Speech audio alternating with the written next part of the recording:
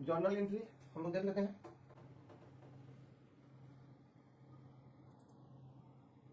सबको क्लियर दिख रहा है ना, कोई दिक्कत नहीं है ना?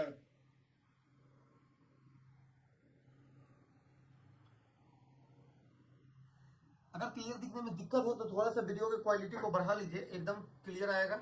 और पहला क्वेश्चन देखते हैं। पहला क्वेश्चन है स्टार्ट बिजनेस विद कैश 50,000। ठीक है,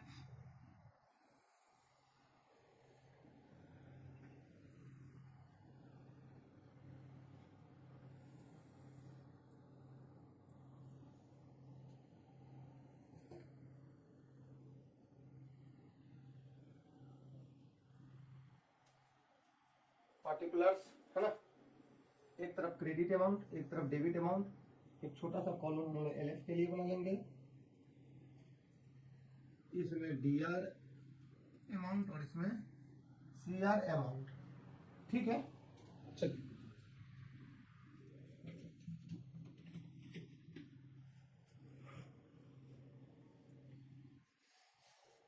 हम लोग जो कल एक रूल देखे थे है ना, उसको हम लोग एक बार फिर से देख लेते हैं।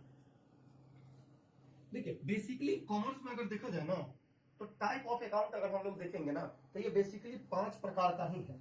अगर आप देखेंगे टाइप्स ऑफ अकाउंट आप देखें तो कॉमर्स में बेसिकली 5 प्रकार का ही अकाउंट आपको देखने को मिलेगा। पहले नंबर पर आता है एसेट्स, ठीक है। दूसरे नंबर पर आता है लायबिलिटी, ठीक है। और तीसरे नंबर पर जो है उसको हम लोग इनकम रख सकते हैं। इनकम को हम लोग प्रॉफिट भी रख सकते हैं, प्रॉफिट भी कह सकते हैं। चौथे नंबर पर जो हमारा आता है वह होता है एक्सपेंसेस या लॉस,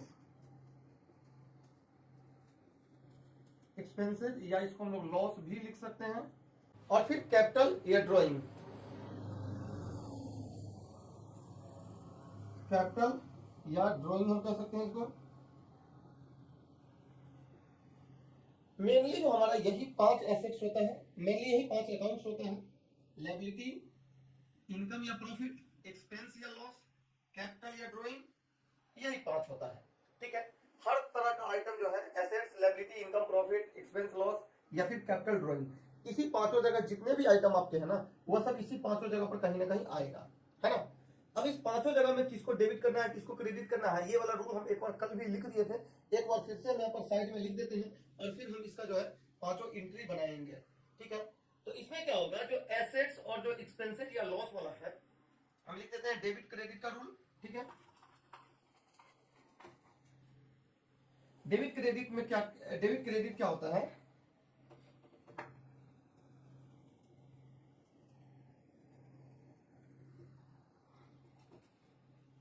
ये क्या होता है कि जब अपना एसेट्स, एसेट्स ठीक है, और एक्सपेंस,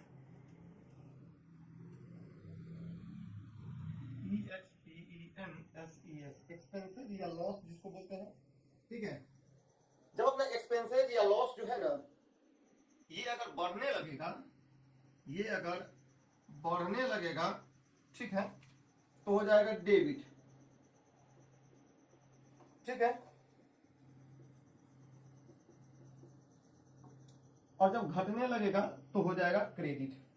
और इसका ठीक उल्टा बाकी जो तीनों अकाउंट है, ये इनकम या इसी को हम लोग प्रॉफिट भी बोलते हैं, प्रॉफिट, इनकम या प्रॉफिट, ठीक है। और अपना लायबिलिटी,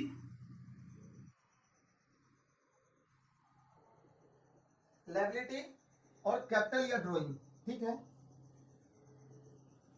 कैपिटल या ड्राइंग, कैपिटल या ड्राइंग, ये सब जब बढ़ेगा, जब बढ़ेगा तो क्रेडिट में और जब घटेगा तो डेबिट में। एसेट्स और एक्सपेंसेस का ठीक उल्टा हो जाएगा हमारा इनकम, लायबिलिटी और कैपिटल। हमारा पहला एंट्री है start business with cash 50,000।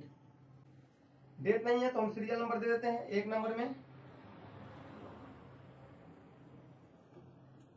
Cash account हमारा डेबिट में आ जाएगा टू कैपिटल अकाउंट। हम लोग इस रूल को देखते हैं एक बार। देखिए इसमें लिखा हुआ कि एसेट्स जब बढ़ेगा तो डेबिट में आ जाएगा, तो बिजनेस में जब स्टार्ट होगा बिजनेस तो कैश जो है वह आएगा, एसेट्स आएगा, तो इसलिए हम लोग कैश को डेबिट में लिखेंगे। और कैपिटल जब भी बढ़ेगा तो वह क्रेडिट में हो जाएगा, तो कैपिटल अकाउंट हमारा क्रेडिट में चला जाएगा। ठीक है, अमाउंट लिख देते हैं 50,000 का। अमाउंट हम लोग लिख दिए 50,000, है ना। इसका हम लोग नरेशन लिख लेंगे।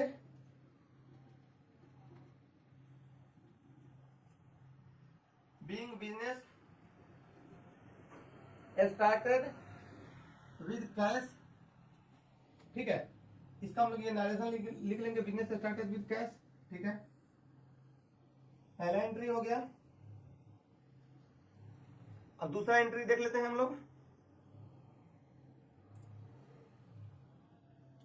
दूसरा एंट्री भी जो है एकदम सिंपल है। दूसरा एंट्री है कि परचेज फर्नीचर फॉर कैश 5,000, है ना।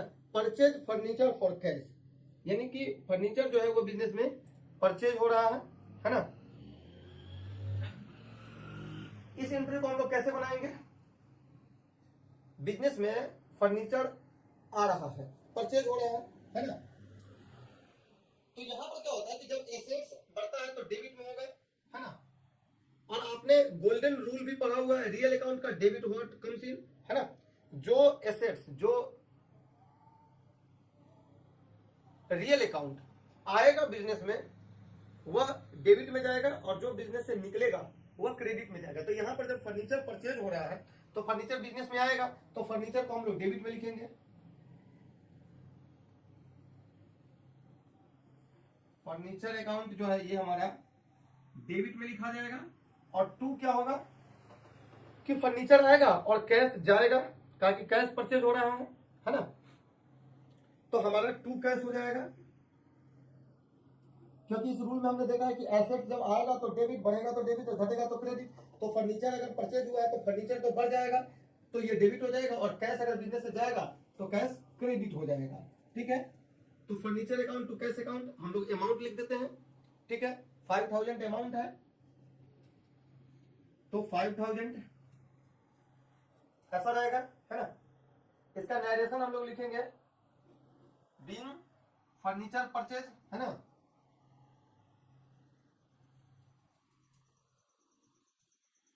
फर्नीचर परचेज हुआ है ना। आप फॉर कैश भी लिख सकते हैं, being purchase furniture for cash, या फॉर कैश नहीं भी लिखेंगे तो भी पता चल जाएगा कि ये कैश ट्रांजैक्शन ही हुआ है पूरा।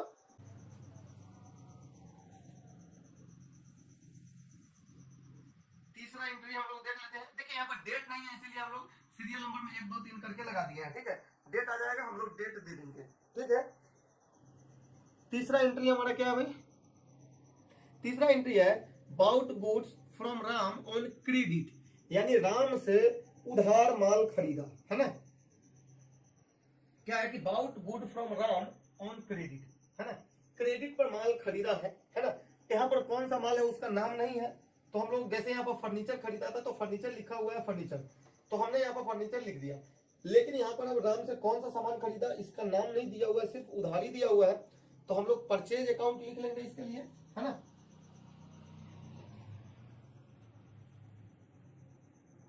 परचेज अकाउंट लिख लेंगे डेबिट साइड में। ठीक है, और टू क्या अब यहाँ पर हम लोग कैश लिखेंगे, क्योंकि परचेज में आएगा सामान तो डेबिट में और कैश जाएगा, तो कैश लिखेंगे क्या? इस केस में क्या कैश लिखाएगा? आपके क्वेश्चन में दिया हुआ है कि bought goods from Ram on credit, credit पर सामान खरीदा गया यानी उधार सामान खरीदा गया है, तो क्या इसमें कैश लिखेंगे? बताइए, आप लोग क्लास किए हैं इससे पहले भी? गुंजन जी का जवाब आया नो। ठीक है, और कोई आदमी बता सकते हैं क्या? हम अपने डायरी में, बिजनेस के डायरी में, अगर बिजनेस मैन ने, अगर मान लिया जाए हमारा ये बिजनेस है और हमने अगर किसी के हाथों उधार सामान बेचा है, तो क्या हम डायरी में अपने कैश लिखेंगे या फिर उस आदमी का नाम लिखेंगे जिसको हमने सामान दिया है ना। देखिए यहाँ पर राम के हाथों जो है उधार सामान बेचा गया है, तो यहाँ हम अपने डायरी में टू राम अकाउंट लिख देंगे, यानी यहाँ पर हम लोग राम का नाम लिख देंगे, ठीक है, क्योंकि इसी के हाथों सामान उधार बेचा गया। अगर पैसा ले करके अगर सामान बेचा गया होता तो टू कैश लिखते, लेकिन उधार है तो टू राम अकाउंट लिखेंगे, ठीक है। चलिए हम अमाउंट लिख देते हैं इसका, 10,000 है अमाउंट, ठीक है।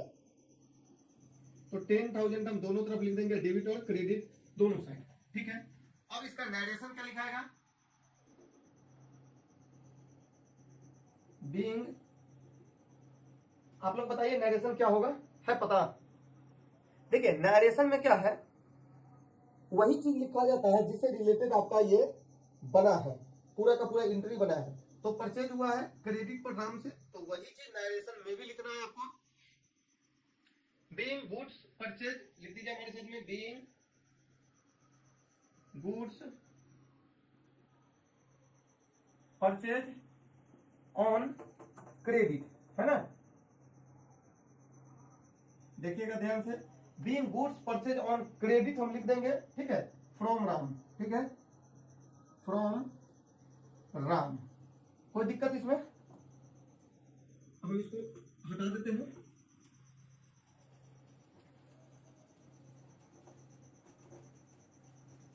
Being goods purchase on credit from Ram, है ना, यानी राम से माल उधार खरीदा गया, क्रेडिट पर खरीदा गया।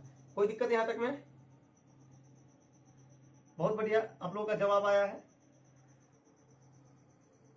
आयशा का जवाब आया है, उसका नाम लिखेंगे, ठीक है, बिल्कुल सही है। थोड़ा हम लेट से कमेंट पढ़े हैं।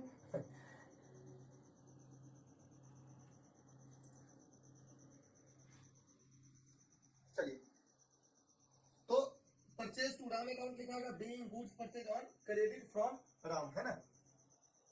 इस एंट्री में किसी को कोई दिक्कत?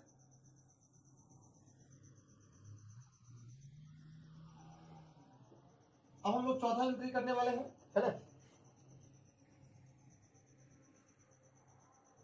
बस 5-7 मिनट, 10 मिनट का और है, 5-7 मिनट में और ये खत्म हो जाएगा क्लास। अब चौथा एंट्री क्या है, आपके पास क्वेश्चन मिल गया होगा, ग्रुप में क्वेश्चन हम लोग दे देते हैं, है ना। Sold goods to Sita on credit, यानी सीता के हाथों सामान बेचा गया, वो भी उधार बेचा गया, है ना। सोल्ड गुड, है ना, सीता के हाथों सामान बिका है, सीता के हाथों सामान बिका है, लेकिन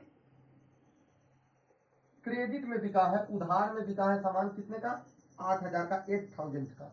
क्या होगा एंट्री, आप लोग बताइए फटाफट में, जल्दी से आप लोग बताइए।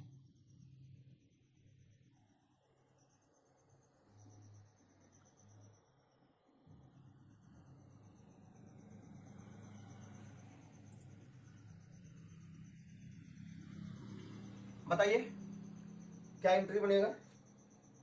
अच्छा, सीता के हाथों जो है इस बार उधार सामान बिका है, तो जब भी सामान बिकता है तो कैश आएगा, लेकिन उधार सामान बिका है तो क्या कैश आएगा? कैश नहीं आएगा, है ना। तो हम लोग यहाँ पर सीता का नाम लिखेंगे, सीता अकाउंट, ये डेबिट में हो जाएगा क्योंकि सीता अभी डेबिटर है ना।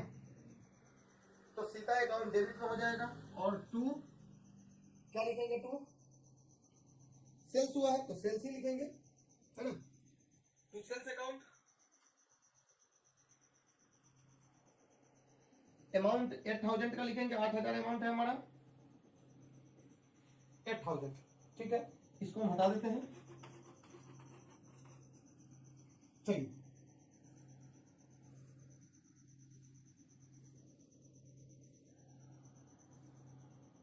नरेशन हम लोग लिख लेते हैं, बीइंग क्या हुआ है, क्रेडिट सेल टू सीता, ऐसा भी हम लिख सकते हैं नरेशन, है ना। Being goods sold to Sita on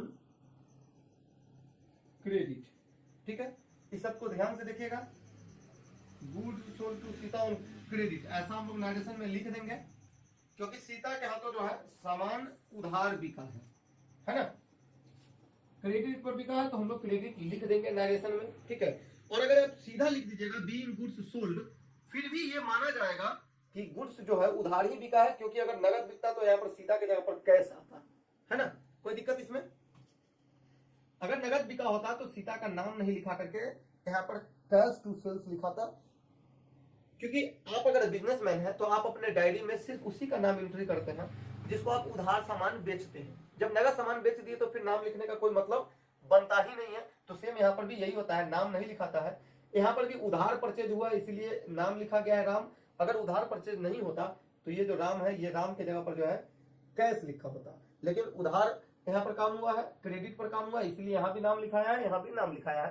purchase के भी एंट्री में नाम आप लिखेंगे और सेल्स के एंट्री में भी आप नाम लिखेंगे अगर उधार माल खरीद बिक्री होता है तो। चलिए पांचवा और लास्ट एंट्री देते हैं, पेड रेंट 2000 इन कैश, है ना। अब पांचवा क्वेश्चन में आपका क्या है कि पांचवा क्वेश्चन में आपने रेंट पेड किया है, रेंट पेड किए हैं 2000 का। चलिए रेंट जो है आपने ये जो है पे आपने किया है 2000 रुपए का, क्या एंट्री बनेगा इसमें? देखिए आपने गोल्डन रूल देखा है कि नॉमिनल अकाउंट उसे कहते हैं जो किसी खर्चा या इनकम को डिनोट करता है। और फिर जब आप गोल्डन रूल आप देखे थे, कल भी देखे थे गोल्डन रूल, है ना। एक बार फिर से बता देते हैं। गोल्डन रूल कहता है कि आपका जितना भी खर्चा है, जितना भी लॉस है, उसको आप डेबिट साइड में रखिए, और जितना भी फायदा है, जितना भी इनकम है, प्रॉफिट है, उसको आप क्रेडिट साइड में रखिए। तो जब बिजनेसमैन जो है रेंट को पे करेगा तो वह रेंट बिजनेसमैन के लिए क्या होगा? रेंट आप अगर पे कीजिएगा एज ए बिजनेसमैन, आप अगर रेंट पे कीजिएगा, वो रेंट आपके लिए खर्चा है। तो गोल्डन रूल के हिसाब से जो है जितने भी खर्चा है उसको डेबिट साइड में हम लोग रखते हैं, है ना। तो रेंट हमारा डेबिट साइड में आ जाएगा, रेंट अकाउंट डेबिट साइड में। तो और रेंट हम लोग पे करेंगे कैश में, तो कैश बिजनेस से जाएगा। तो रियल अकाउंट का जो गोल्डन रूल है, रियल अकाउंट में कहा गया है कि जो एसेट्स बिजनेस से जाएगा वह क्रेडिट साइड में लिखते हैं, क्रेडिट व्हाट गोज आउट और डेबिट व्हाट कम्स इन, ठीक है। तो यहाँ पर कैश पे होगा, कैश निकलेगा बिजनेस से, तो क्रेडिट साइड में टू कैश अकाउंट, ठीक है। इसका जो अमाउंट है वो 2000 है, 2000 है, 2000 है, ठीक है। हम इसका नरेशन लिख देते हैं, बीइंग रेंट पेड, बस इतना ही नरेशन हो जाएगा। और लास्ट में एंट्री जब हमारा खत्म होता है तो एक काम आप लोग और कीजिए साथ साथ में, जैसे ही आपका ये एंट्री खत्म हुआ, जैसे ही आपका एंट्री ये खत्म होता है, आप इसको जोड़ लीजिए पूरे एंट्री के अमाउंट को, वही आपका एक्चुअल में आंसर होता है। तो जोड़ लीजिए 50 और 5, 55 और 10, 65, 65 और 10, 75,000, 75,000 रुपए जो है आपके, 75,000 रुपया यही आपका आंसर होगा इसका, ठीक है। 75,000 जो है टोटल, डेबिट साइड में भी 75 का अमाउंट और क्रेडिट साइड में भी 75,000 का अमाउंट, ठीक है। मिलते हैं कल एक नए क्लास के साथ, तब तक अपना ख्याल रखिए। शुभ रात्रि, जय हिंद, जय भारत।